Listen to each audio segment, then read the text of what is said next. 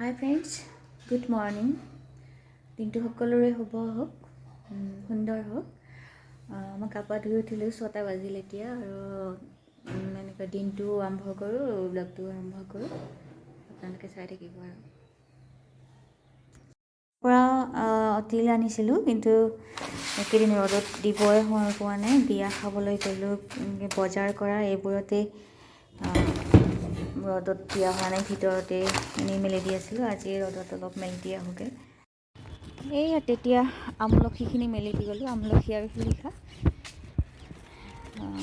মালিক খোজকাঢ়ি আছিলে, সেইকাৰণে বাকী তিলখিনি মেলি দিবলৈ অহা নাছিলোঁ। এতিয়া তিলখিনিও মেলি দিওঁ। এইখিনি হৈছে ঘৰৰ পৰা অনা আমলখি আৰু শিলিখা, এইটো নিমখত দিয়া। অলপ অলপ ভেঁকুৰ লাগিব ধৰা যেনে হৈছিলে আৰু আজি ৰ'দটো ভাল, সেইকাৰণে আৰু আজি ক'তো যাবলগীয়া নাই, সেইকাৰণে মেলি দিওঁ।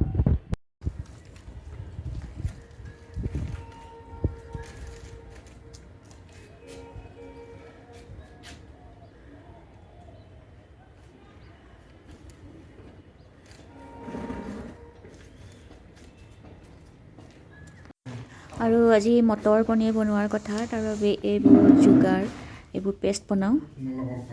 আৰু মোৰ লৰালৰি হৈ থকাৰ বাবে পেষ্টবোৰ বনাওঁ বুলি ল'লে, কিন্তু বনালে হয়, কিন্তু বিলাহী হেৰি কৰোঁতে গোটেই চাৰিওফালে চিটিকি পৰি লেতেৰা হৈ গ'ল।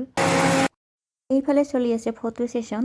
আচলতে বেটাৰ পাছপৰ্ট ফটো লাগে আৰু তাৰ বাবে এইবোৰ ফটো ছেশ্যনৰ দৰকাৰ হৈ গৈছে। লৈ গ'লো।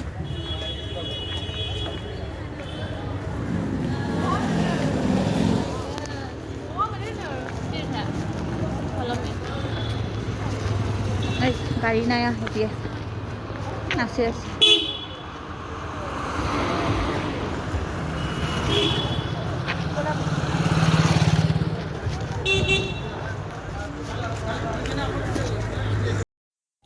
মই গৈছিলোঁ শিলপুখুৰীলৈ। শিলপুখুৰীৰ পৰা দুখন চব্জি থোৱা ৰেক আনিলোঁ। বহুত প্ৰয়োজন হৈ আছিলে, বস্তুবোৰ অৰ্গেনাইজ হৈ নাথাকে নহ'লে। পাকঘৰটো অলপ সৰু, থ'বলৈ জেগা নাই। পাকঘৰত যিহেতু ঠাই কম, সেইকাৰণে মই এখন কৰিডৰৰ এইখিনি ঠাইতে থৈ দিছোঁ। কৰিডৰটো যথেষ্ট আহল বহল, সেইকাৰণে বেলেগ অসুবিধা নহয়। যাবলৈ ৰাস্তা যথেষ্টখিনি আছে। পাকঘৰত কিন্তু অলপ কনজেষ্টেড হৈ যায়, সেইবাবে মই ৰেকখন ইয়াতে এনেকৈ থৈ দিলোঁ। দুইখন ৰেকৰ, এখন অলপ বেছি ওখ আৰু এখন অকণমান চাপৰ। মিছোৰ 3টা অৰ্ডাৰ আজি একেলগে আহি পাইছে। মই এতিয়াও চোৱাই নাই। বেড কভাৰ দুখন, তাৰপিছত মোৰ এযোৰ কুৰ্তি ছেট আৰু এযোৰ গ্লভছ আছিলে, গ্লভছযোৰ অহা নাই। এইটো দেৰি হ'ব নেকি, মই এইকেইটা খুলিয়ে চোৱা নাই। 3টা পেকেটটো চেনিটাইজ কৰি থৈ দিছোঁ, কিন্তু খোলা হোৱা নাই।